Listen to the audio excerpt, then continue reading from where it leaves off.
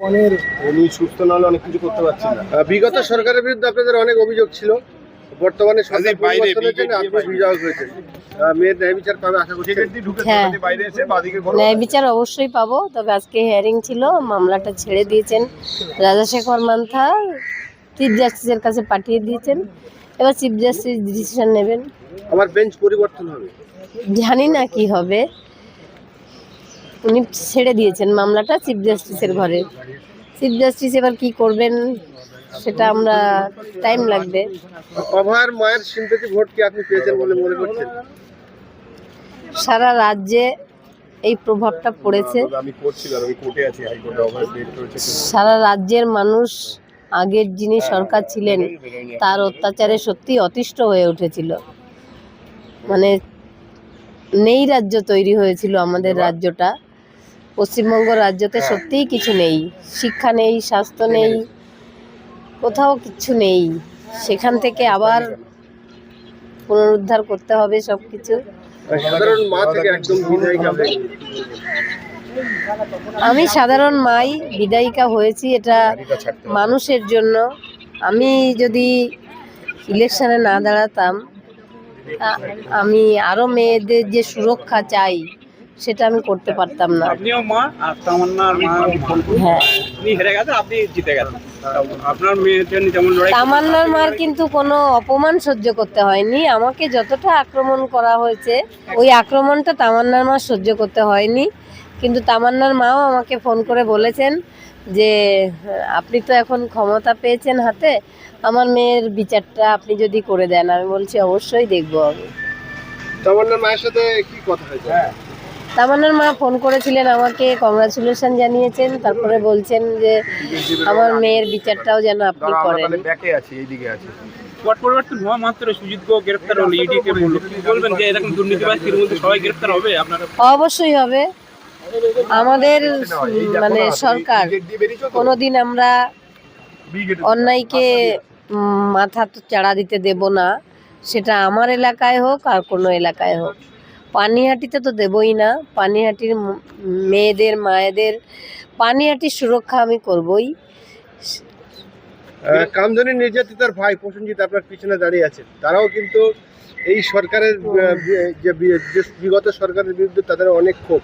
তারাও আশাবাদী যে এবার আমার দিদির বিচারটা হয়তো পাবো। কি বলবেন? অবশ্যই যারা অপরাধ করেছে তাদের সাজা হওয়াটা সত্যিই দরকার। নাহলে তারা অপরাধ করতে করতে অপরাধের মাত্রাটা শুধু বেড়েই চলে, কমে না।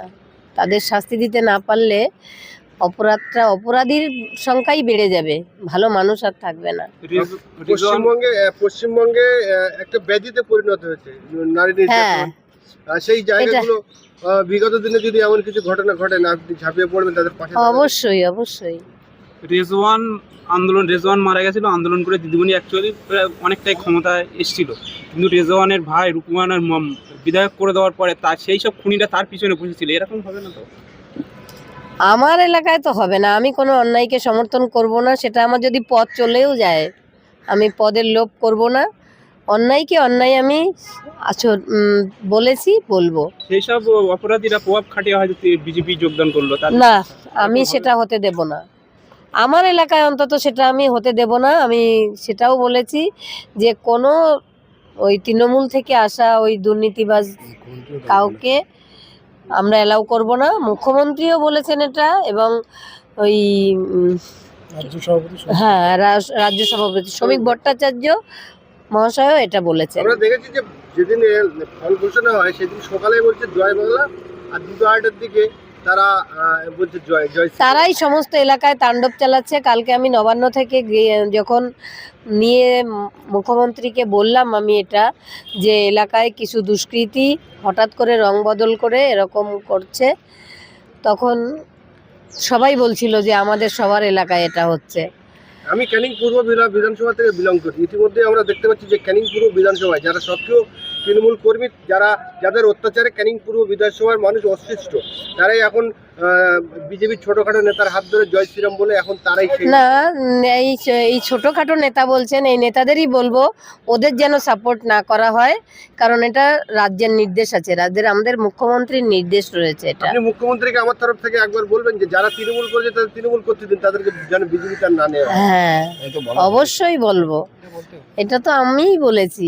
কালকে শ্রমিক ভট্টাচার্য বলেছে যে যারা বিরোধী করেছে যারা 12টার পরে বিজেপি হয়েছে তাদেরকে আমরা সাপোর্ট করছি না, তাদের যে বিজেপির হয়ে ইয়ে করে অত্যাচার করে তাদেরকে আমরা করে সাপোর্ট দেবো, কিন্তু আমরা দেখছি গ্রামাঞ্চলে হচ্ছে, কিন্তু ওনাদের হয়তো আমি তো নিজেই মানে থানায় গিয়ে বলে এসেছি, আপনারা কোনো রং দেখবেন না, অপরাধ হচ্ছে মানে অপরাধী তাদের সাজা দেবেন এবং কারো অনুমতিতে এদের ছেড়ে দেবেন না। আর আমি কোনো অন্যায়কে প্রশ্রয় দেব না, আমি কোনোদিন বলবো না যে অপরাধী তাকে ছাড়া হোক। দেখুন, প্রতিবাদ করতে শিখুন, সবাইকে বলবো, ছেলে মেয়ে সবাই প্রতিবাদ করতে শিখুন। সরকারের একার পক্ষে কিছুতেই সম্ভব না সবকিছু। যেমন মার খেয়ে ঘরে বসেছিলেন, তার কারণ তো একটাই, সরকার ক্ষমতায় ছিল ওই নোংরা সরকারটা, এখন সেটাকে চেঞ্জ হয়েছে। এখন যান, প্রত্যেকটা থানাকে ফ্রি অ্যাক্সেস দেওয়া হয়েছে, আমরা বিভিন্ন জায়গাতে সিপির সঙ্গে কথা বলেছি, পুরো ফ্রি হ্যান্ড দেওয়া আছে। আপনারা যান, থানায় যান, গিয়ে প্রতিবাদ করুন, কমপ্লেন করুন, দেখুন অ্যারেস্ট হবে। আর বিজেপি সাধারণ মানুষও সচেতন নাগরিক হিসাবে আপনারা এগুলো হ্যান্ডেল করার চেষ্টা করুন, সাহসী হন, প্রতিবাদ করতেই হবে। আপনি করলে আর বলছেন যে বিজেপির নেতাদের পাশেই সেই সমস্ত তৃণমূলের নেতারা বসে আছে, আপনারা সেগুলো ভিডিও করে বিজেপির হেড অফিস হোক বা অ্যাডমিনিস্ট্রেটিভ হোক সেই জায়গায় জমা দিন, বা আমাদের কাছে দিলেও আমরা পৌঁছে দেওয়ার চেষ্টা করবো, কাকিমা পৌঁছে দেওয়ার চেষ্টা করবে। যেই সমস্ত লোকগুলো করাপ্টেড লোক যারা জার্সি চেঞ্জ করেছে, আপনারা প্রমাণগুলো দিন, তাহলে সুবিধা হবে। দেখুন, আমাদের পক্ষে তো ওই ক্যানিংয়ে কি হচ্ছে, কাকিমার কনস্টিটিউয়েন্সি পানিহাটি, ক্যানিংয়ের পক্ষে বলাটা কাকিমার পক্ষে সম্ভব নয়, কিন্তু উনি আইনসভার সদস্য হিসাবে উনি ট্রাই করতে পারে। আপনি প্রমাণ নিয়ে এসে দিন, উনি অবশ্যই ওনার দিক থেকে ট্রাই করবে। অন্যায়কে সমর্থন করে না, উনি অন্যায়ের বিরুদ্ধে লড়াই করতে গিয়েই ভোটে দাঁড়িয়েছেন, উনি রাজনৈতিক ব্যক্তিত্ব নন। ক্যানিংয়ের যেটা বলছেন সেটা আপনি জমা দিন, সেখানকার কনসার্ন লোক না করলে আমাদের পক্ষ থেকে আমরা চেষ্টা করব। নতুন সরকার এসছে, আপনার দিদির বিচার পাবেন কি এবারে, কি মনে হচ্ছে? এবারে 100% বললে ভুল হবে, 200% বিশ্বাস আমি এবারে ন্যায় বিচার আমরা পাবো। কারণ যারা ঘটনাটা ঘটিয়েছিল তারা সব তৃণমূলের এক একটা কর্মী ছেলে। আমাদের ঘটনা ঘটিয়েছিল আনসার আলী তার সহকর্মী মিলে। যেমন এখন সন্দেশখালীতে শেখ শাহজাহান রাজত্ব চালিয়েছে, তেমন উত্তর 24 পরগনায় শাসন এলাকায় ওই প্রধানের ভাইপো আমাদের আনসার আলী ওখানে রাজ চালিয়েছিল। এখানে একা বললে ভুল হবে, আমার দিদি একা ওখানে ধর্ষণ হয়নি, আরও অনেক ধর্ষণ হয়েছে, কিন্তু সেটা এবারে আমরা বার করব। কারণ ওই সরকার থাকাকালীন অনেক ওখানে অত্যাচার হয়েছে, ওই 8 বিঘার ভেতরে ওই জায়গার মধ্যে অনেক গণধর্ষণ খুন হয়েছে, কিন্তু সবাই মুখ চুপ করেছিল, কারণ ক্ষমতায় ছিল তৃণমূল সরকার, তাই তারা মুখ চুপচাপ মেরেছিল। তাই এখন এবারে বিজেপি সরকার এসেছে, আমরা 100% কি 200% আমরা ন্যায় বিচার আমরা ঠিক পাবো। তো মামলা তো সুপ্রিম কোর্টে রয়েছে,